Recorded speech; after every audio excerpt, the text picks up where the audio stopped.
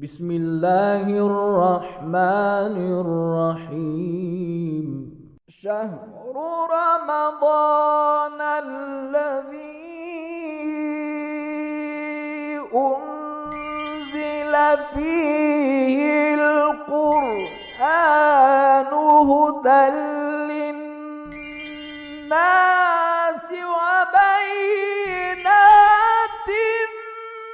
من الهدى والفرقان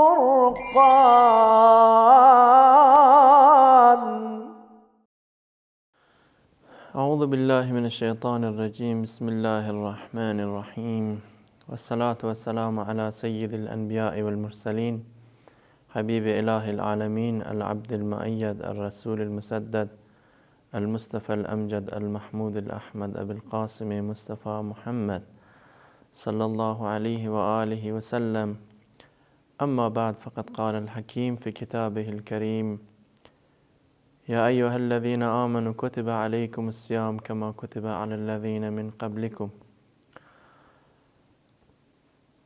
Dear brothers and sisters, in this session I am going to explain the rules of qada fasts or the rules of missed fasts. Now, without giving any extra details, I will make mention of the exact rules which are in the Risala or in the epistles of Islamic laws written by the grand religious authorities. They have said, for instance, that if an insane person, a mad person, becomes sane, it is not obligatory on him to observe the qada of the fast which she or he missed during the time when he was insane. So, an insane person is not under the obligation to give the qada of the missed fast. He has to offer the qada. He has no obligation and no duty in regards to the prayers and fasts which he or she has missed. And if a non-Muslim converts to Islam, if an unbeliever embraces Islam,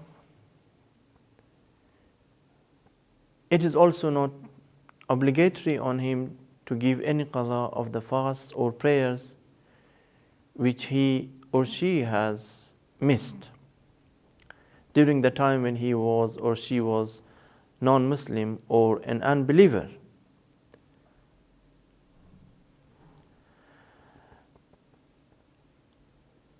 However, in case a person becomes an apostate, if a person leaves Islam, he becomes an apostate and then he comes back to Islam. In this case, he is not exempted of the religious obligations which he missed or he did not perform when he was an apostate. So an apostate who leaves Islam for some time and then he misses his prayers and fasts must give the qada of the prayers as well as the fasts which he or she missed when he was an apostate.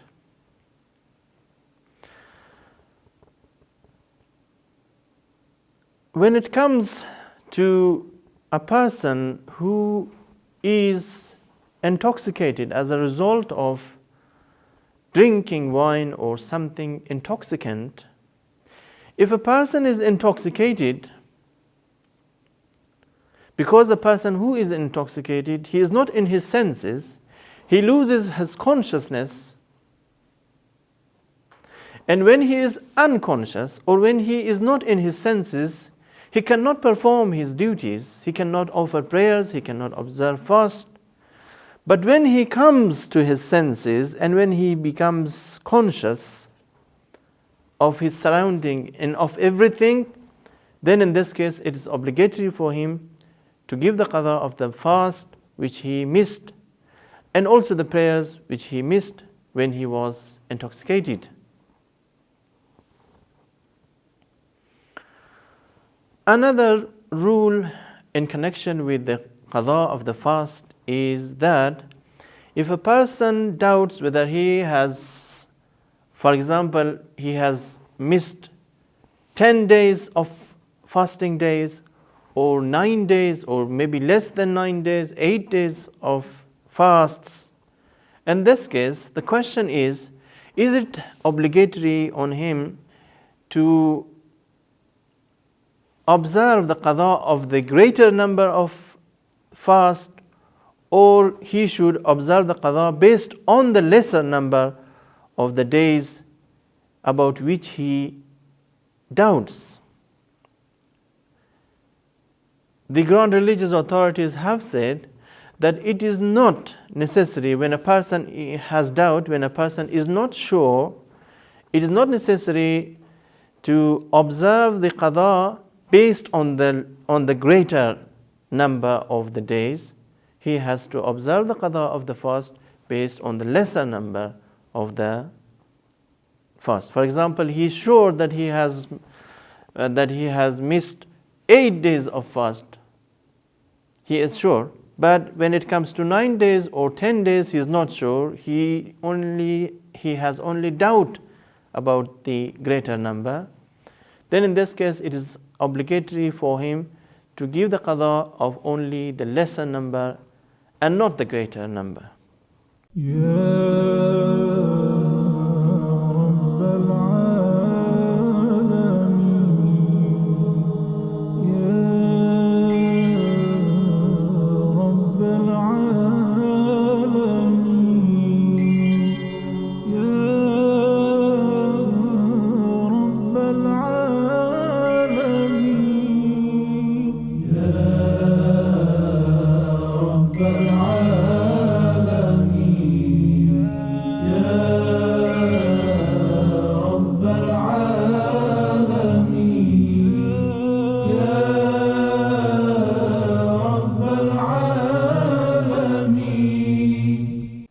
If a person has missed the fasts of several months or several years, and he is under the obligation to observe fasts of several years, now the question is it necessary for him to observe the qada of the first year and then the second year and then the third year? Is it necessary to observe the sequence and to abide by the order, or it is not necessary? Well, the religious authorities have said that it's not necessary to observe the sequence, to begin giving the qada and observing the qada of the first year of Ramadan. He can make the niyyah to observe the qada of any year he wants, provided that he has enough time to give the qada of all the years. But if his time is limited, if he has, for example, if he knows that he has missed 5 days of fast from the last year, and he has got only 5 days, to give the qada of the missed fast, then in this case, the recommended precaution, or it is better for him to give the qada of the last year. There is no precaution. It is better for him to observe the qada of the fast of the last year. Why? Because if he does not do so, if he does not observe the qada of the last year, then of course it will be obligatory on him to give fidya, to give kafara for delaying the qada of the fast. And since it is in his interest, and it is in his best interest to observe the qada of the last year and not to give kafara or fidya, it is better for him to observe the qada of the last year. That is only when the time is short, when he has only enough days to give the qada of the days which he has missed from the last year.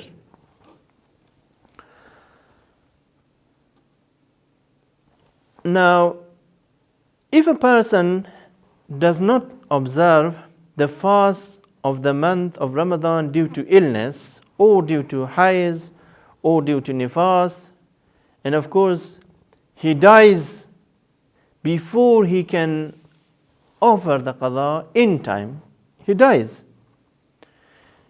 And before he is able to perform the qada of the fast, because a woman who is in the state of haiz, as you know, she cannot observe fast. It is haram for her to observe fast. A woman who is in the state of nifas cannot observe fast, and it is necessary for her to give the qada later. But before she can give the qada later, she dies, for example. Or a person is in the month of Ramadan and he or she cannot observe fast, but then when he wants to give the qada and observe the qada of the fast, he or she dies. In this case, it's not obligatory for the heirs, for the inheritors, to observe the qada of the missed fast, and it's also not obligatory at all for him or her to give any qada, to make up the missed fast.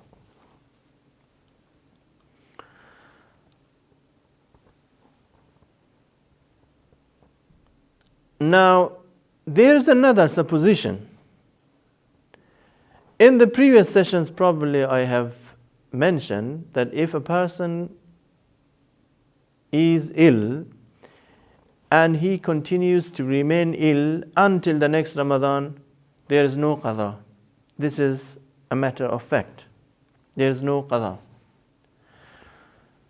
And he has to give only 1 mud of foodstuffs to the poor.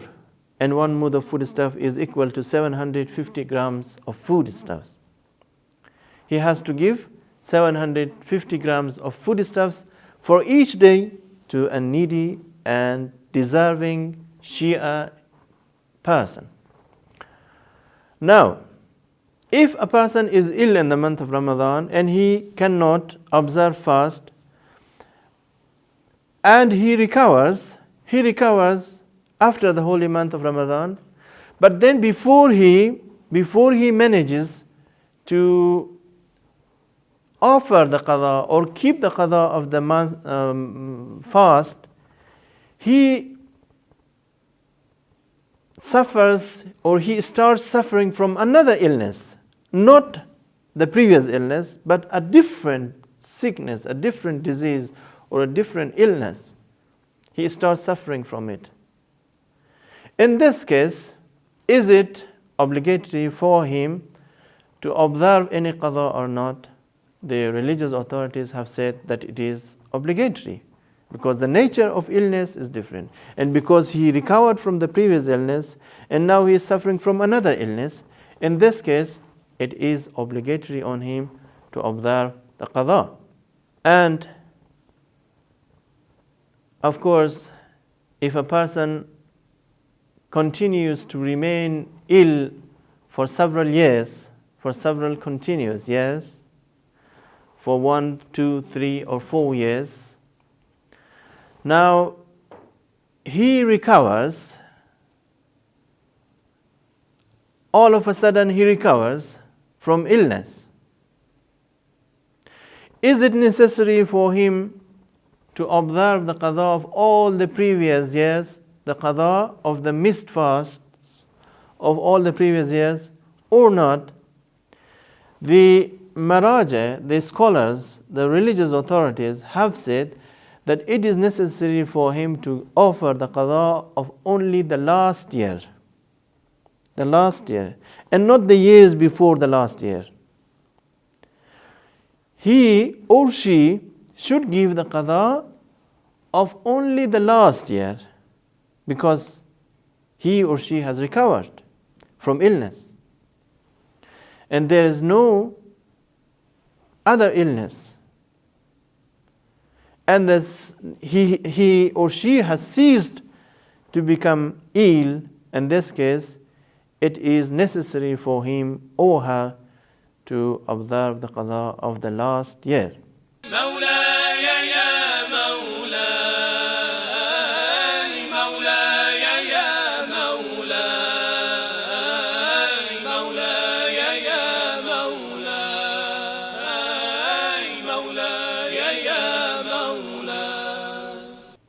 As you know, dear brothers and sisters, if a person fails to observe the missed fast or to make up the missed fast,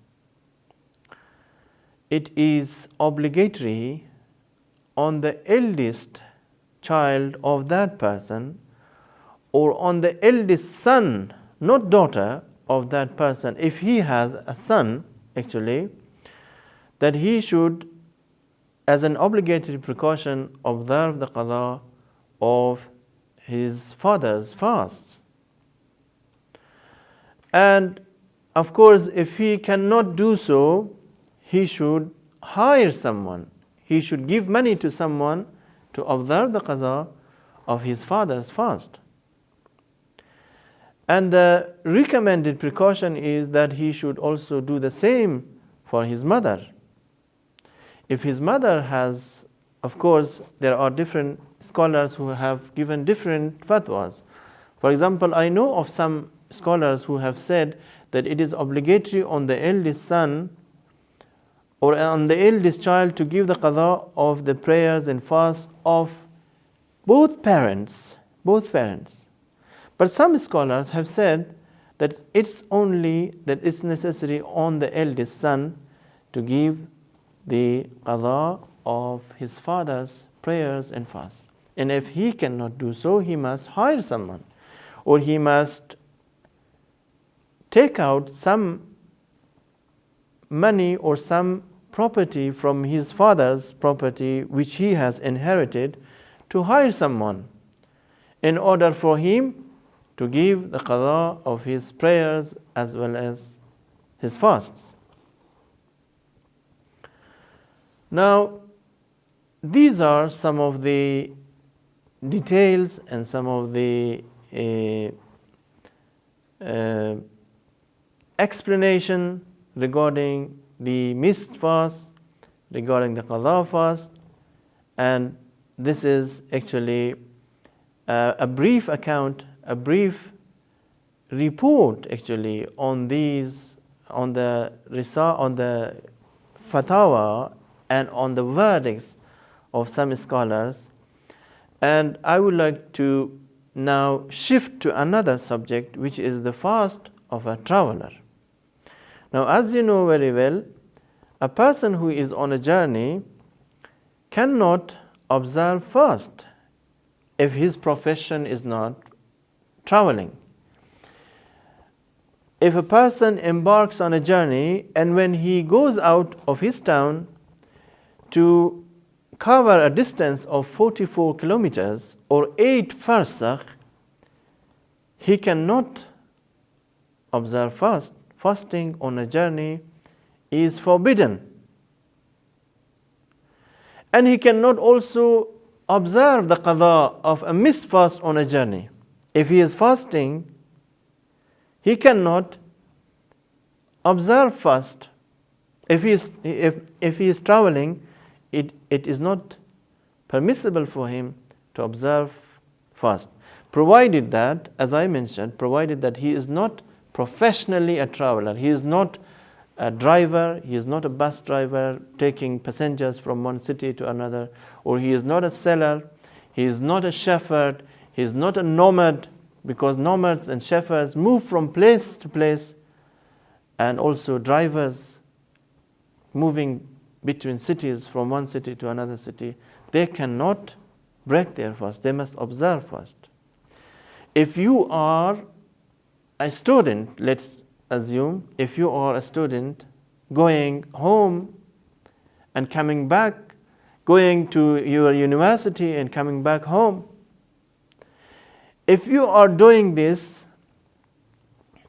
10 days, at least 10 days in a month, and 60 days in 6 months, you are considered to be a frequent traveler, and you cannot observe, and you cannot break your fast. You must observe fast and also offer full prayers, complete prayers. But if you are traveling once in a while, for example, once every week or once every 10 days, you are not considered to be a frequent traveler. In this case, you must observe, you must break your fast, and you cannot also offer complete prayers. You must shorten your prayers. I have given the details in the previous sessions when I was explaining the rules regarding prayers. But now we are speaking about the fast of a traveler.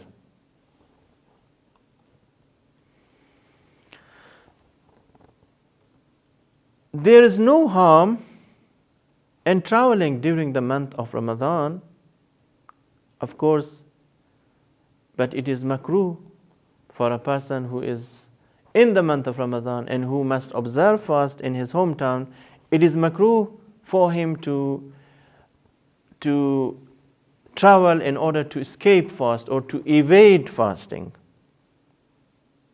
It is makruh. Some people believe that it is, wrongly believe, of course, that it is haram for such a person to embark on a journey. No, it is not haram. If you think fasting in the long days or in the summer season, during which the days are very long, and a person starts dehydrating, his body gets dehydrated. If you think it is very difficult and extremely difficult for you, or maybe it is hard for you to observe fast during these days, you can embark on a journey and there is no problem. You can embark on a journey even if that journey is not necessary, even if your purpose of traveling and going out of your hometown is not very urgent. There is no problem in taking that journey. But it is makruh, as some people, as some scholars have said. But if, of course, you are going to go on a journey for example, for performing pilgrimage of the house of God, then there is no problem, and it will not even be makruh. It will not be abominable to embark on such a journey. Dear brothers and sisters, a person who is traveling, a traveler who goes to Medina, for example, it is permissible for him, even if he is not a professional traveler, it is permissible for him to observe fast there for 3 days. Observing fast there for 3 days is allowed, and there is no objection, as stated by the Grand religious authorities. And there are some other details regarding fasting by a traveler, and I will, inshallah, in the next session to come, I will carry on the discussion and will further give the other details, the remaining details regarding fasting by a traveler.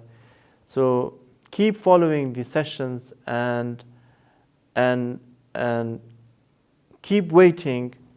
Inshallah, I will come with more details regarding fasting for a traveler. Wassalamu alaikum wa rahmatullahi wa barakatuh. ربنا يا ربنا يا ربنا يا ربنا واغفر لنا وارحمنا يا ربنا ربنا يا ربنا يا ربنا واغفر لنا وارحمنا يا ربنا يا ربنا ربنا يا ربنا يا ربنا واغفر لنا وارحمنا يا ربنا ربنا يا ربنا يا ربنا